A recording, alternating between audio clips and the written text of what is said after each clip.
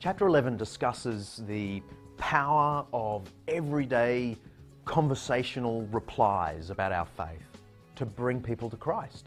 We must not underestimate the simplest thing you say in everyday conversation can, because God is in charge of the whole show, have a great effect on people. I remember meeting these two guys at a Christian conference I was speaking at one day who told their story of faith to the audience.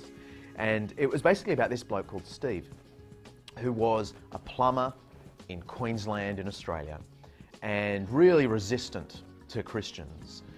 Thought Christians were hypocrites, you know, they were one thing on Sunday, another thing through Monday through Saturday. But he did have one Christian friend that he really respected.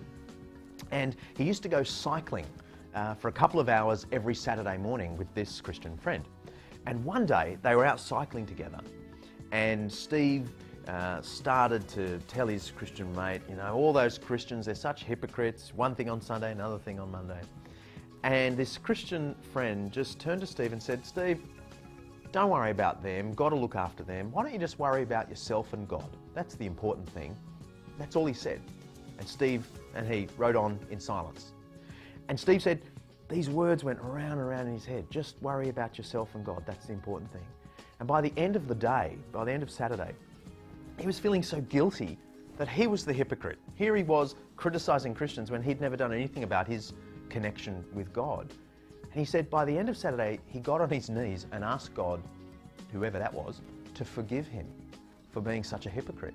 The next morning, Sunday morning, he decided to take himself along to the local church where he heard the gospel and became a Christian. He was so excited. And the next Saturday morning, he went out cycling again with this Christian buddy, bursting with excitement, told his Christian buddy what had happened, that he'd become a Christian, and that what he had said last week had had such a profound effect on him. And this Christian guy turned to him and said, "What did I say? I can't remember."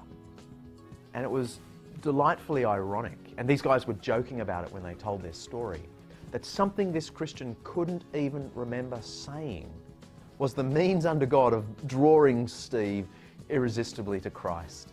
It's a wonderful reminder that our simple replies can have power. And we see this in the New Testament. 1 Peter 3:15.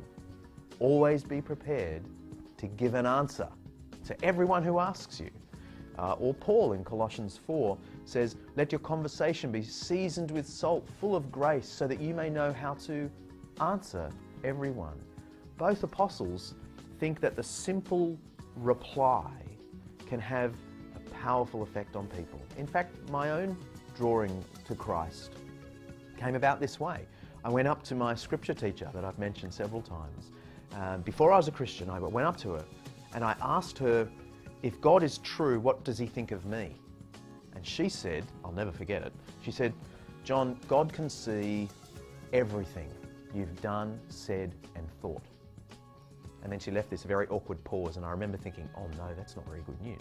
But then she followed it up with, "But he loves you even still."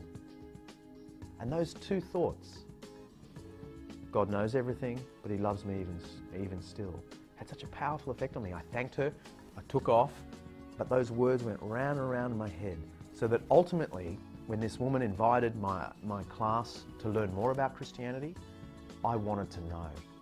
And it was that simple reply to my question that started the whole thing.